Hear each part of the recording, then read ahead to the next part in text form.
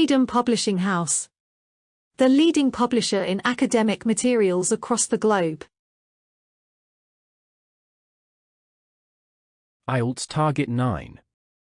Published by Freedom Publishing House and Freedom Academy Press 2024. This recording is a copyright. Test 4. This is the IELTS listening test by Target 9. You will hear a number of different recordings and you will have to answer questions on what you hear. There will be time for you to read the instructions and questions and you will have a chance to check your work. All the recordings would be played once only. The test is in 4 parts. At the end of the test, you will be given 10 minutes to transfer your answers to the answer sheet. Now turn to part 1. You will hear a recording about a man calling a grocery store for delayed delivery of groceries. First, you have some time to look at questions 1 to 10.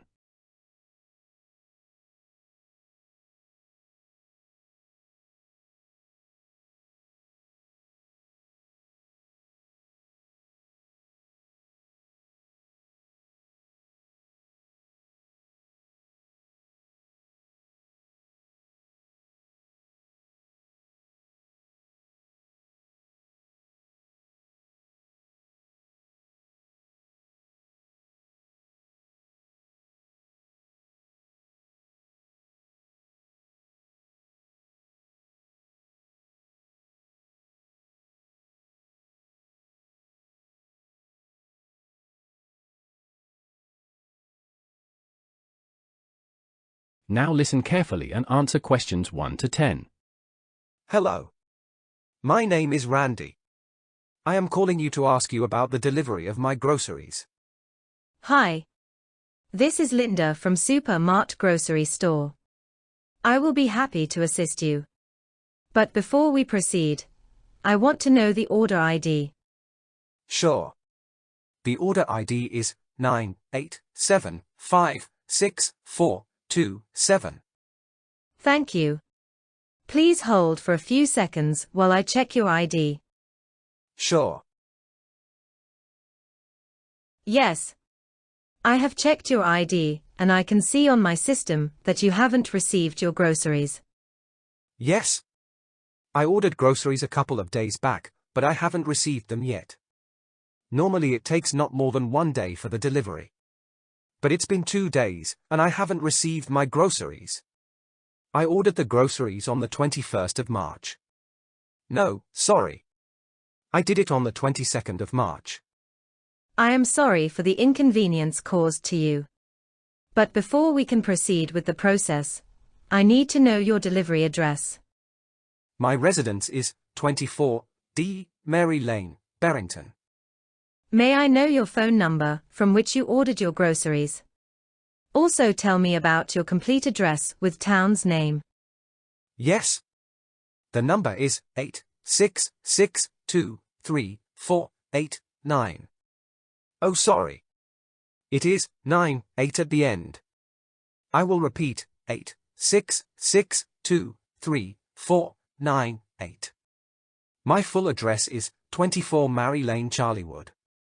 I will spell the town's name for you, Charleywood.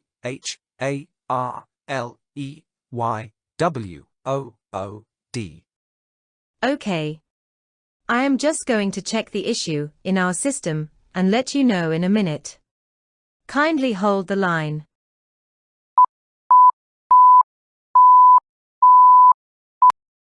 So, what is the issue with the order? I need the groceries urgently. Just a few more questions, sir. May I ask your payment method? I mean, what sort of card did you use? Or you paid in cash? I used my debit card with number 50000396834. Yes. I can see that the payment has been received by us and your order has been processed and delivered. But instead of delivering the order at your address, the order was sent at the wrong address. Although we have received the items back, but we would still need 2 days to solve the issue and 3 days to deliver your groceries. So, what about the fresh items in the order? I guess it would get stale. Will you do something about it? Of course. I noticed that you ordered vegetables and fruits, which could potentially become stale. So, do you want me to cancel the entire order and get a refund? Or you want me to replace these items with fresh ones? Actually, I need these items, so you can swap the vegetables and fruits with the fresh ones. This option would be more convenient for me. Also, I want to ask another question. Can I add some items to that order now? I am sorry. You can't add items to your order now. You must order the new items separately. Okay. No problem.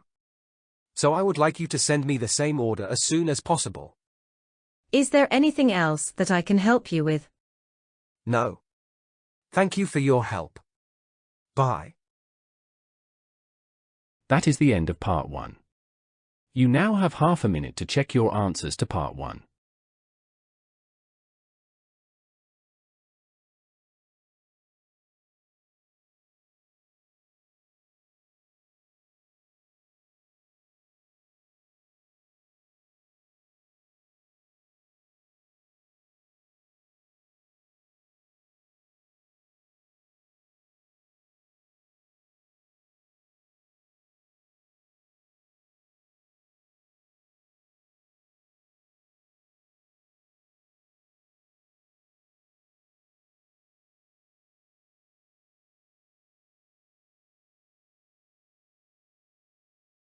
Part 2.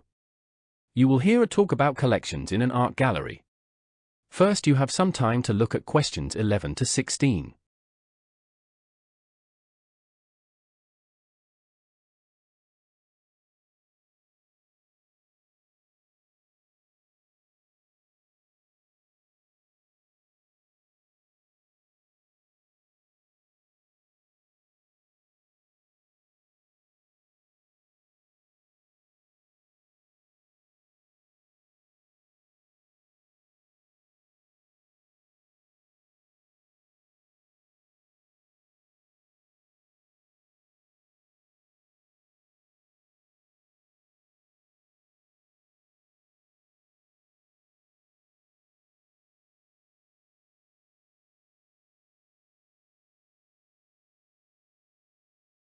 Now listen carefully and answer questions 11 to 16.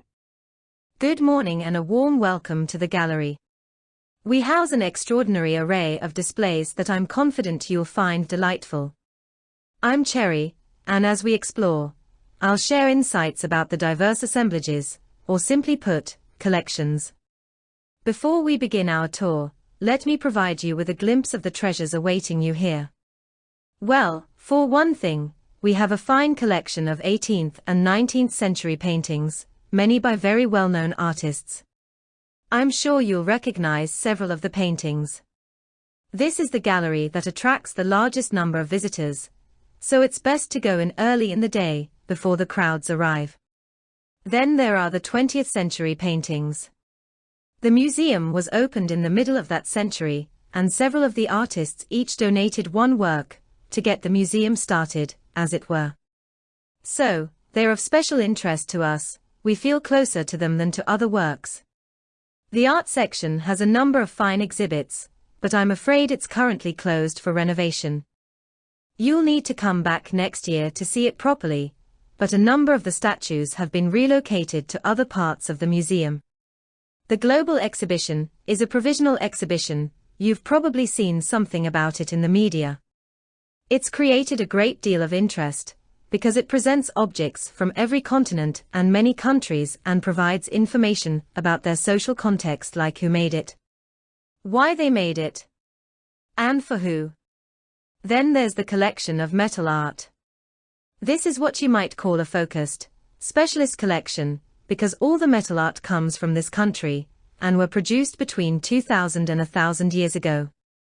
And many of them were discovered by common public digging their backyards, and donated to the museum.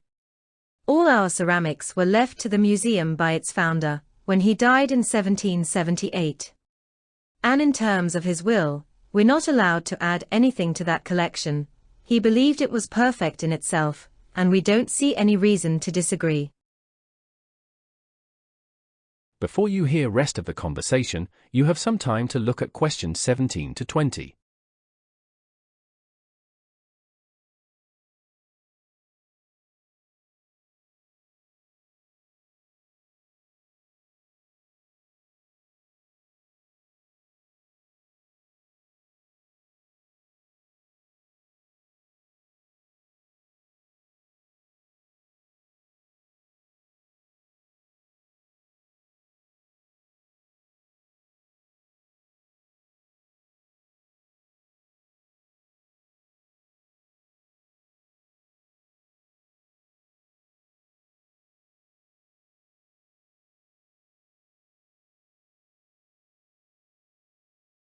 Now listen and answer questions 17 to 20.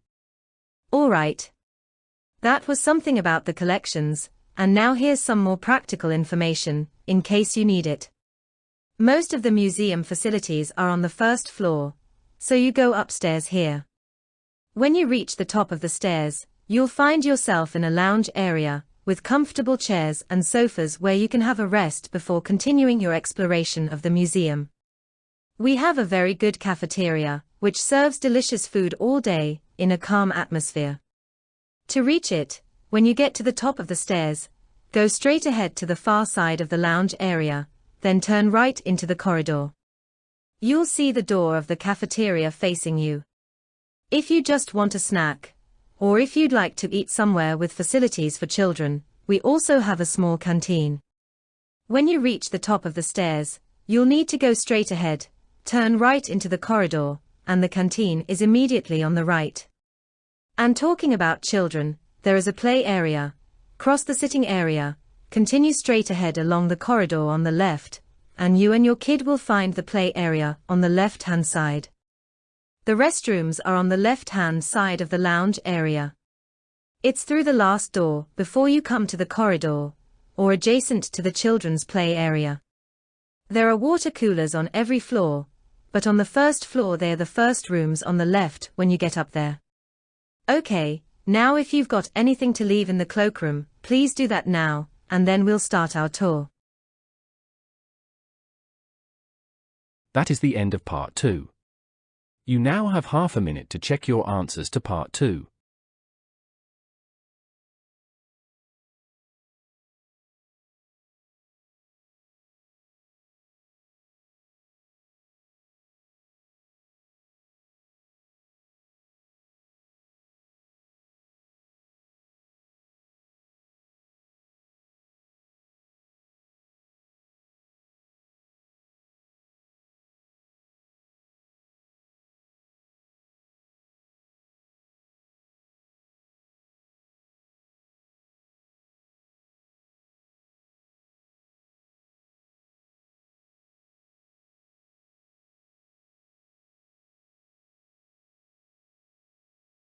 Part 3.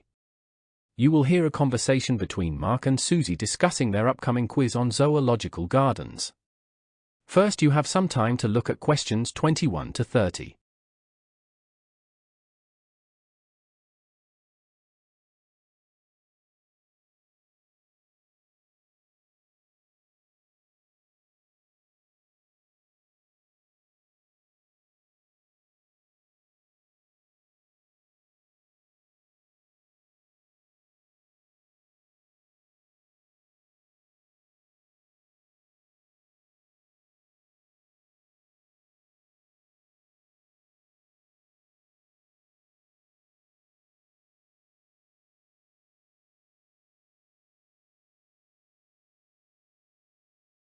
Now listen carefully and answer questions 21 to 30.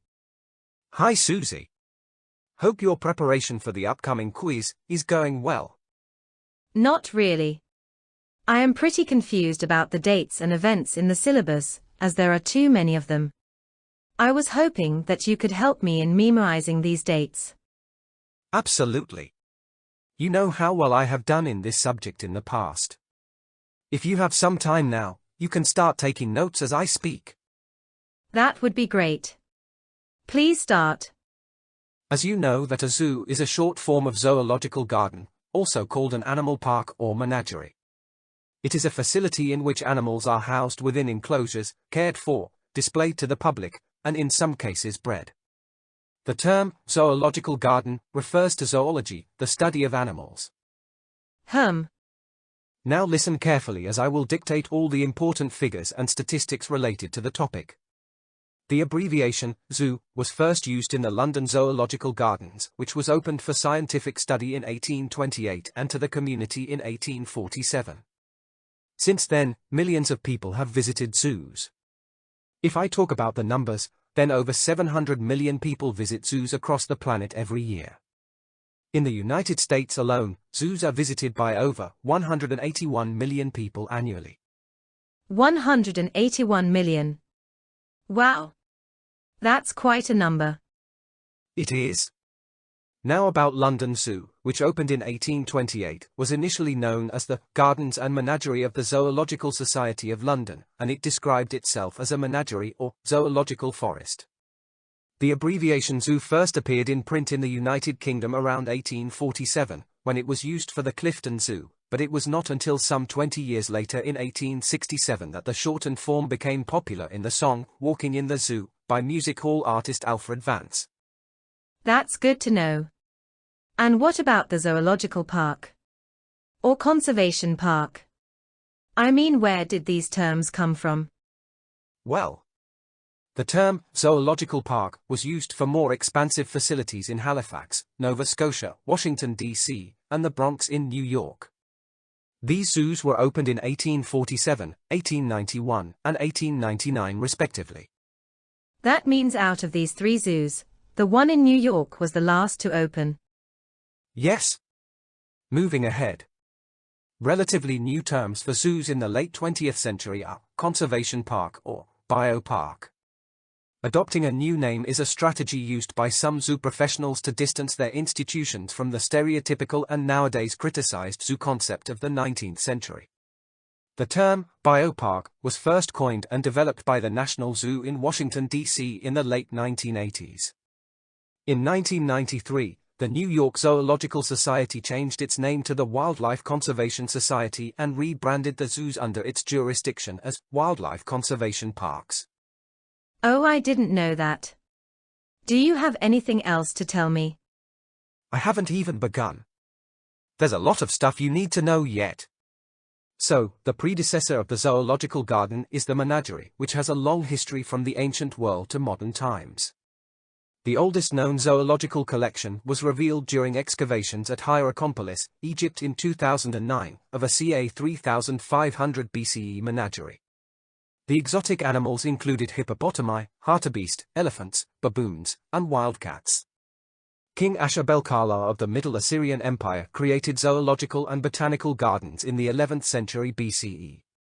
In the 2nd century BCE, the Chinese Empress Tangqi had a house of deer built, and King Wen of Zhou kept a 1,500-acre zoo called Lingyu, or the Garden of Intelligence. Other well-known collectors of animals included King Solomon of the Kingdom of Israel and Judah. By the 4th century BCE, zoos existed in most of the Greek city-states. Alexander the Great is known to have sent animals that he found on his military expeditions back to Greece. The Roman emperors kept private collections of animals for study or for use in the arena, the latter faring notoriously poorly. The 19th century historian W. Lecky wrote about the Roman games, first presumed in 366 BCE. Interesting. I also heard about the Tower of London. Who created that and when? Well, before that you must know that the Charlemagne had an elephant named Abul Abbas, that was given to him by the Abbasid Caliph. Henry I of England kept a collection of animals at his palace in Woodstock which reportedly included lions, leopards, and camels. Now about the Tower of London. The most prominent collection in medieval England was in the Tower of London, created as early as 1204 by King John I. Another key event is when Henry III received a wedding gift in 1235 of 3 leopards from Frederick II, Holy Roman Emperor, and in 1264, the animals were moved to the bulwark, renamed the Lion Tower, near the main western entrance of the tower. It was open to the people during the reign of Elizabeth I in the 16th century. During the 18th century, the price of admission was 3 halfpence, or the supply of a cat or dog for feeding to the lions. The animals were moved to London Zoo when it opened. Oh, that's a lot of information for now. I appreciate your time and effort, Mark. I will see you next week. Bye. That is the end of part 3. You now have half a minute to check your answers to part 3.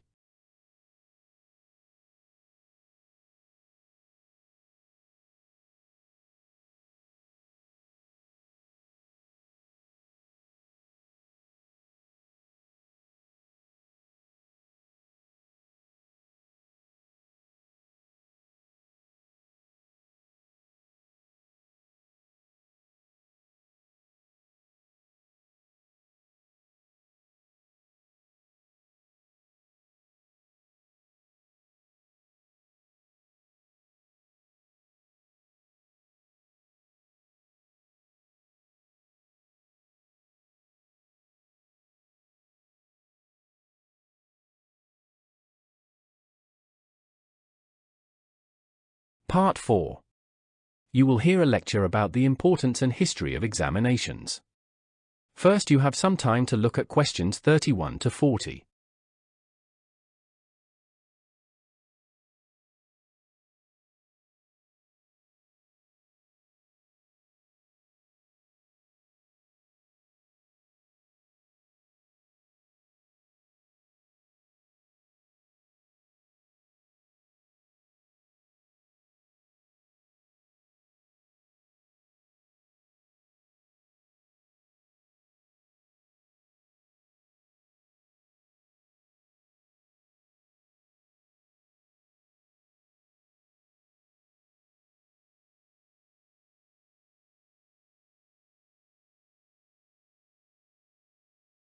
Now listen carefully and answer questions 31 to 40. Good morning, everyone. Today I will be talking about the history and importance of examinations. A test or examination is an assessment intended to measure a test taker's knowledge, skill, aptitude, physical fitness, or classification. In many other topics, for example, beliefs, a test may be administered verbally, on paper, on a computer, or in a predetermined area that requires a test taker to demonstrate or perform a set of skills. Tests vary in style, rigor, and requirements.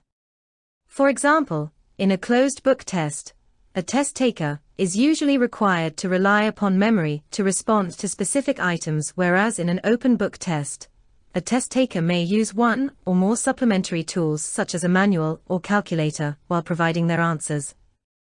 A test may be administered formally or informally. An example of an informal test is a reading test administered by a parent to a child. A formal test might be a final examination administered by a teacher in a classroom, or an IQ test administered by a psychologist in a clinic. Formal testing often results in a grade or a test score. A test score may be interpreted with regards to a norm or criterion, or occasionally both. The norm may be established independently, or by statistical analysis of many participants. An exam is meant to test a person's knowledge or willingness to give time to manipulate that subject. A standardized test is any test that is administered and scored in a consistent manner to ensure legal defensibility. Standardized tests are often used in education, professional certification, psychology, for example, MMPI, the military, and many other fields. A non-standardized test is usually flexible in scope and format, variable in difficulty and significance. Since these tests are usually developed by individual instructors, the format and difficulty of these tests may not be widely adopted or used by other instructors or institutions. A non-standardized test may be used to determine the proficiency level of students, to motivate students to study, and to provide feedback to students. In some instances, a teacher may develop non-standardized tests that look like standardized tests in range, layout, and difficulty for the purpose of preparing their students for an upcoming standardized test. Finally, the frequency and setting by which a non-standardized test is administered are highly variable and are usually constrained by the duration of the class period. A class instructor may, for example, administer a test on a weekly basis or just twice a semester. Depending on the policy of the instructor or institution, the duration of each test itself may last for only 5 minutes to an entire class period. In contrast to non-standardized tests, standardized tests are widely used, fixed in terms of scope, difficulty, and format, and are usually significant in consequences. Standardized tests are usually held on fixed dates as decided by the test developer. Although there is little variability between different copies of the same type of standardized test, for example, SAT or GRE, there is variability between different types of standardized tests. Any test with important consequences for the individual is referred to as a high-stakes test. A test may be developed and administered by an instructor, a clinician, a governing body, or a test provider. In some instances, the developer of the test may not be directly responsible for its administration. For example, Educational Testing Service, ETS, a non-profit educational testing and assessment organization, develops standardized tests, such as the SAT, but may not directly be involved in the administration of these tests. As with the development and administration of educational tests, the format and level of difficulty of the tests themselves are highly variable. And there is no consensus or invariable standard for test formats and difficulty. Often, the format and difficulty of the test is dependent upon the educational philosophy of the instructor, subject matter, class size, policy of the educational institution, and requirements of accreditation or governing bodies. In general, tests developed and administered by individual instructors are non-standardized, whereas tests developed by testing organizations are standardized. That is the end of part 4 and the listening test. You now have 10 minutes to transfer your answers to an answer sheet.